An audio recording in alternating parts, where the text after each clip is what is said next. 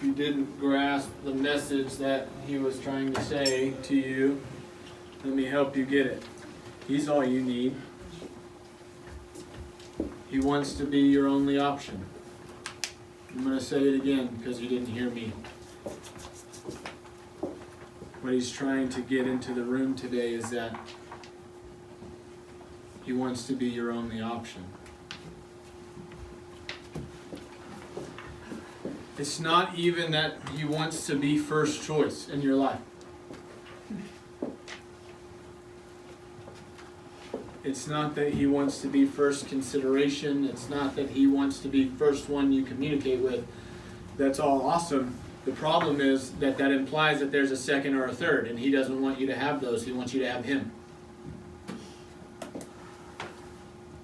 How many of you know God doesn't have a plan B?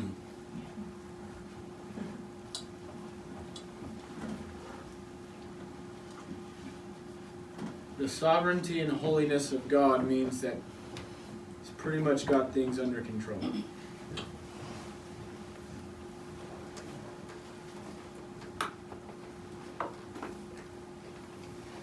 And what I'm learning more and more in my attempt to stay in the simplicity of Jesus is that He really made this thing incredibly easy for us. Most of his times that he talks about like worldly circumstance that we struggle with, most of the time his wording is stuff like this: come to me.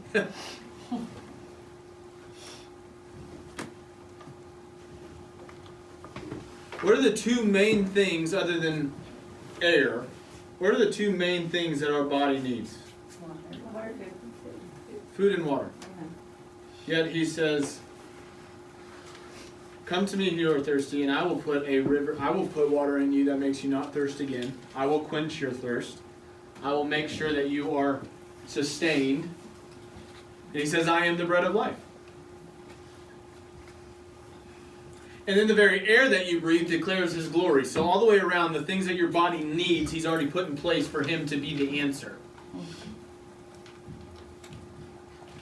What astounds me in my own life, to be honest with you, what astounds me is the fact that when I was 7 years old, I went with my father, and I don't remember where we went. He would be able to tell you. I don't remember where it was. I do remember the gym. He was doing this high school rally deal, or it might have been like an FCA type event, but there were hundreds of kids. And we were in this gym, and I remember the gym situation was that the seats were way up above the gym floor. And I had gone with Dad to a whole lot of events, but this event, I remember it so clearly because it was the first time that I went with him, just me and him. It was just us on the trip. He had this green 4Runner car that we took, and I remember being in this gym and sitting on the railing, like kids do, like this, listening to him talk about this Jesus guy. And I remember afterwards, so many of these kids went down to say this prayer. And on the way home, I asked Dad to share with me what had happened. And whenever we got home, he woke up my family because in the conversation on the way home, I had said, Dad, I want that. And so I remember him waking up my mom and my sisters and them coming downstairs, sitting in our living room. We were at, it was a house on Doncrest Way. And I remember sitting in the living room and all of us praying, me praying and accepting the Lord into my heart. And that's all well and good, man. That was awesome. But when I think about the stuff I deal with now as an adult, what astounds me is how childlike of a faith it was to hear my dad talk about Jesus and say, yeah, I'm willing to put my eternity into that person's hands. But now as an adult, whenever we're a little bit shy on our rent check, we start freaking out and losing our minds. And I find myself asking the Lord in all kinds of situations now, Lord, is this really something for me to worry about? And you want to know what most of the time his answer is? No.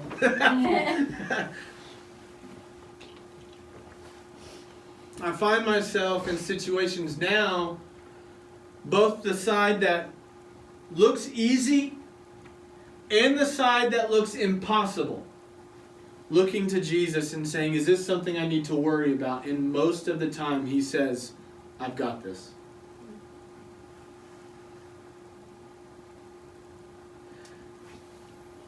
And if that story doesn't do anything for you, this is all I'm trying to get you to come away with it at. What if we believed it?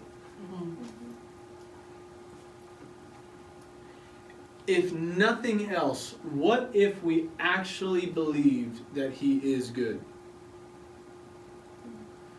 I don't really know what the words to that song say after that.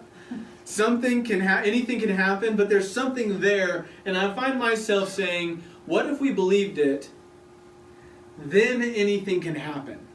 I don't know if we normally sing then or that. What if we believe that anything could happen? But I say, what if we believed it, then anything could happen? Because I'm telling you, the moment you come into this reality, this mindset, this truth, that in him all things exist and through him anything is possible, what if we believed it, then anything can happen? Yes, I know that Jesus can do whatever he wants. If I believe that anything can happen, I know that it's a possibility. But if I believe it, then anything can happen. What that puts is on me the posture of I have to start walking in faith. Not walking in fact, walking in faith. Because fact is, I don't know half the things that are going on.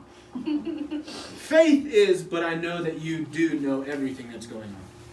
Yeah. Are you following me right now? Mm-hmm. If we as a people can come to this place of actually believing that he conquered the grave, therefore he can conquer anything, what we will do is start going to him, not first, only. Mm-hmm. Ooh, say that again. He does not want to be your first. He wants to be your everything.